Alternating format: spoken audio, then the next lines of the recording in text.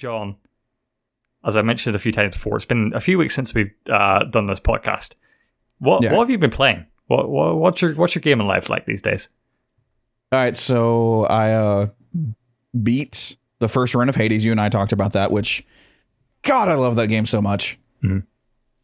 I've jumped into Persona 5 Royal. That has sucked me in. I didn't expect it to, and I love that game so much. What else? Hollow Knight's happening over on Couch Capades on Twitch. Ooh. Finishing up Thousand Year Door probably in the next month or two because we play games slow. Yeah. And then Little Nightmares, holy crap. Oh my God, I love Little Nightmares 2 so much. Really? I saw you beat that in like the GG app, and I was like, "Oh, John beat Little Nightmares too, cool." Yeah, how did like I've heard good things about that game, but like not like loud good things, if you know what I mean. I haven't seen like people screaming from the rooftops about like you need to go play Little Nightmares. For me, scary games don't hit. I'm more atmospheric. When it comes to that, I think creep works better than like jump scares. Agreed. And that's actually pretty much why I love both Little Nightmare games. I didn't know, I completely forgot that Little Nightmares 2 is technically a prequel. And so beating the game, I went back and Rose and I were kind of looking up stuff, and like some things just didn't line up correctly. And then we started looking at the like what is actually going on in the end of it, and we're like, oh, that makes so much more sense of what happens, who's going on with this, and it made a lot more contextual sense going from the prequel to Little Nightmares. Yeah. And I'm with Rose. I'm sad the devs are no longer have the IP. Oh yeah. Yeah, I definitely like that was the thing that sort of I heard as well, where it's like it's not a scary game, it's a creepy game. I'm down for some creepiness. Like if it's it has like a Tim Burton vibe to it, and so I feel like I could have fun in that world. I don't know if I should play Little Nightmares 1 first though.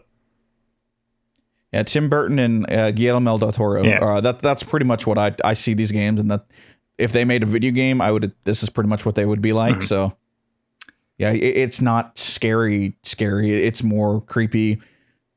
Jump scares don't happen too much, but it's that unnerving feeling of you're a bad guy of the level, which works out really well.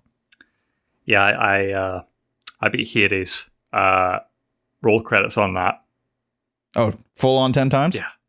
Wow. It gets like once you beat it the first time, as I mentioned to you before, it gets way quicker to beating them again. Okay. But then things like earlier in the runs like change and evolve. It's so such a perfect game, such a special game. I'm definitely gonna have to make a video basically venting about all my feelings about it. But the overarching theme is that it's such a perfect marriage of the source material, the mythology, and the gameplay. Okay. That it's just like it's hard to figure out what they started with at any given point. Like it's just does Greek myths so well, where mythology as a genre is getting like way more saturated in games. Like I can't remember how many fucking myth games we've had like this year alone with like Immortals, Phoenix Rising, and Valhalla. Oh my god, I played that demo. Valheim and God of War, and it's all of it. It's getting too much, and I agree with you. Like how well it's that super massive, super giant, massive, right? Super giant. Damn it! I always get those two mixed up. How well they balanced the storytelling and how close to maybe not truth. And I know you can speak to it better than I can. Just how well they stayed close to the source material that is the gods and all that stuff. I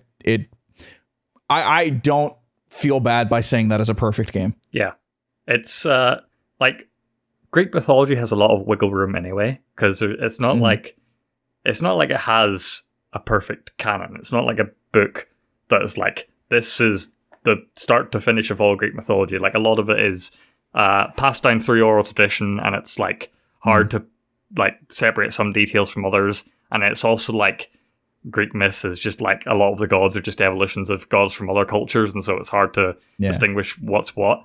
And so like when you have a lot of wiggle room like that, you can be tempted to like take your own spin on it.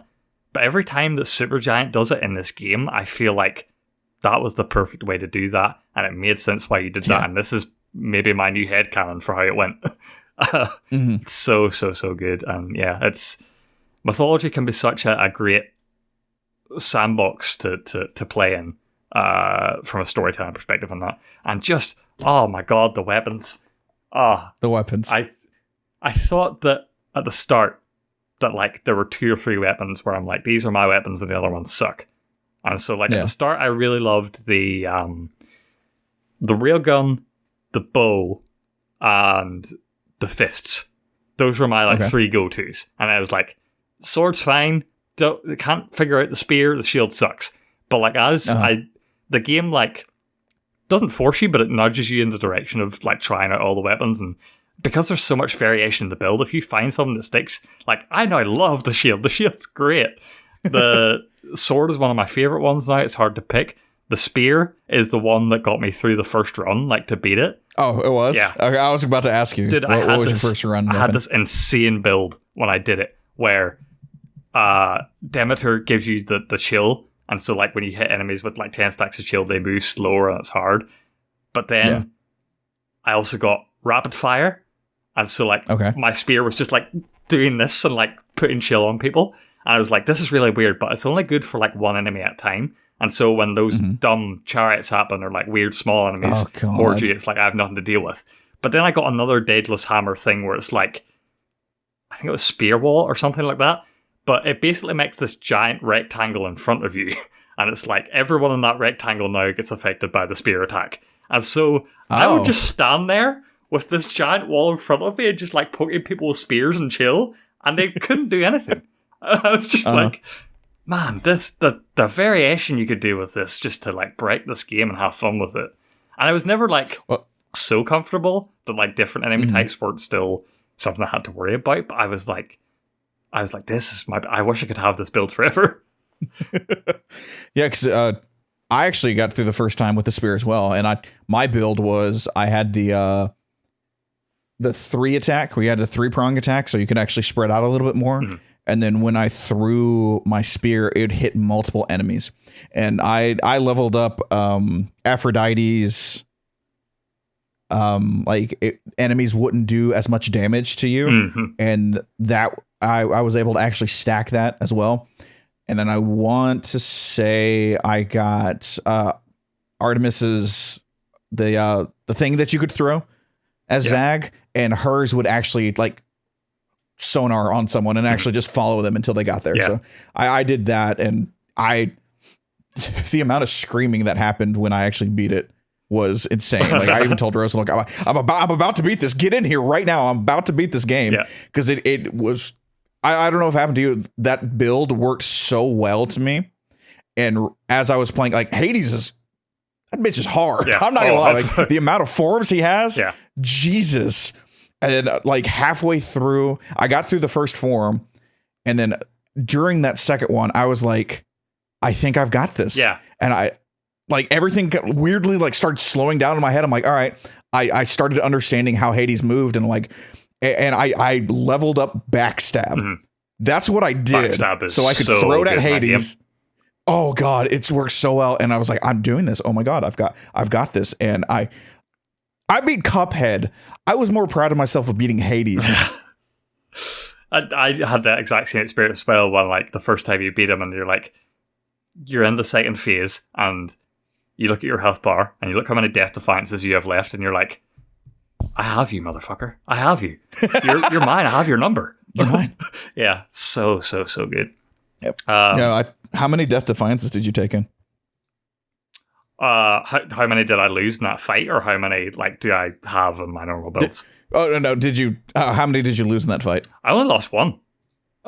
Oh damn! Yeah, I'm impressed. And that's why I was like, there's no, unless you have a 3rd and 4th form, you're not beating me right now. I've got you. Yeah. And right enough, I did. And I was like, you start to think like, you don't believe it at first when you beat him. You're just like, is there something else? There's got to be something else, right? What's happening? Yeah. No, so good, and so much worthwhile stuff after the fact as well. And just I put down the game because I'm like, I could play you forever, but I need to move on to something else. But I'm glad knowing that I'll be able to come back to Hades and just have a blast again. Like, I can't wait to pick up that game again. In the meantime, though, I've just been like, I was so invested in that game that it's hard to love after you're finished with the game. You know, you sort of get that void. So, like, I've just been playing nonsense games. I've been playing through FIFA 21 and, like, just going through a career mode in that, where it's just, like, brain switched off, play some football games. Don't really care. And then Crash 4 finally got his PS5 upgrade a few days ago, which was bugging the shit out of me because it came out on Friday, but in the UK region it was just unavailable. And like they said, we're fixing it. You don't know. It took like 3 or 4 more days before I could access it. But now I'm finally in it, and like, haptic feedback, adaptive triggers, 4K textures. Oh, what time!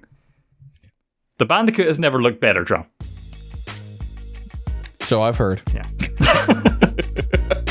Hey everybody, if you liked what you saw, be sure to check us out at twitch.tv/Playhouse Live, where we talk about the gaming news every single week. Me and John sit down to talk about the whole week in gaming. And be sure to stick around to the end, because you get your Twitch exclusive post-show where you can ask me and John about anything that we talked about in the podcast, or anything that just popped into your mind. Just pop in Twitch chat, ask us some questions, ask us to do a silly dance. We might not do it, but you can ask. Anyway, that's twitch.tv/Playhouse Live every single week on Saturdays at 4 p.m. Central Time. Check us out.